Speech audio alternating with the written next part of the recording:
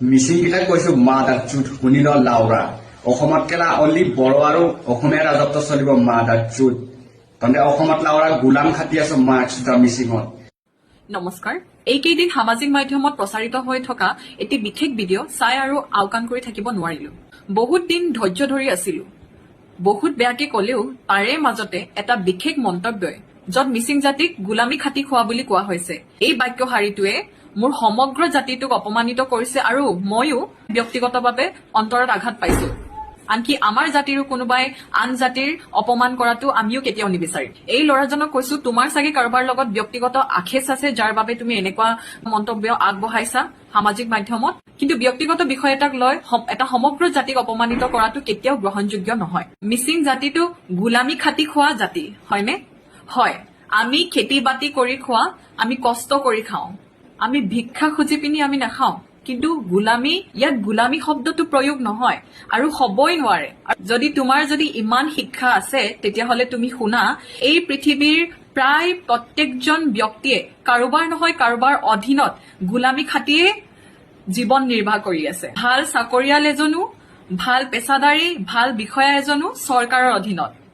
সেইটো কথা বুজি পোৱা খুব দৰকাৰ বুলি ভাবো। আৰু অসমত মিচিঙে থাকিব পৰা, থাকিব নোৱাৰা আৰু ৰাজত্ব কৰা নকৰাৰ কথা কবলৈ তুমি কোন?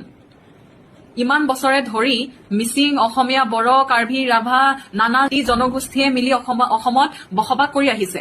আমাৰ ভূপেন মামাই গাই থৈ যোৱা নানা জাতি উপজাতিৰ এই অসমৰ কথা তুমি জানা নাই? এটা জাতিয়ে অসমখন ধৰি ৰাখিছে নেকি? সকলো জাতিয়ে মিলিহে আমাৰ অসমটো বৰ অসম বুলি জনা যায়। আমি বাহিৰত পঢ়ি থাকি আমি বাহিৰত গৌৰৱেৰে কওঁ নানা জাতি উপজাতি নানা সংস্কৃতিৰে ভৰা অসমক লৈ আমি গৌৰৱ অনুভৱ কৰো বুলি। কিন্তু তোমালোকৰ নিচিনা নিৰ্ভূত অমানসিকতা লোকে এই অসমক বিভাজন কৰিবলৈ ওলাইছে। আমাৰ এই অসমত আমাক ঐক্য লাগে, বিভাজন নালাগে আমাক। তুমি কোন হয় বড়ো, মিচিং, অসমীয়াৰ মাজত বিভাজন কৰিবলৈ? আমি অসমত আছো, আমি সকলোৱে অসমীয়া। কোনো জাতিক দুৰ্বল বুলি নাভাবিবা, কোনো জাতিয়ে দুৰ্বল নহয়। সকলো জাতিৰে নিজৰ জাতিক লৈ মাত মতাৰ অধিকাৰ আছে। সেইটো কাৰণে সামাজিক মাধ্যম কেনেকৈ ব্যৱহাৰ কৰিব লাগে সেইটো অকণমান জনাটো উচিত।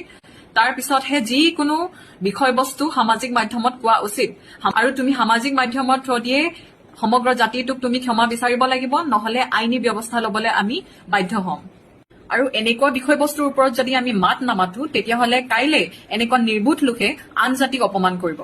Odokka ngoluk takam ragamam sin ludu ngolo apunga larak pa lakkop dupae sampine ko asilo kanke sammo pin ko de ngolum luman lusan ladu yampo oino sin luman je ngoluk jen next time adam pin agam lumada pa bul latik bokka jinsab lagie pa sai pai missing ragam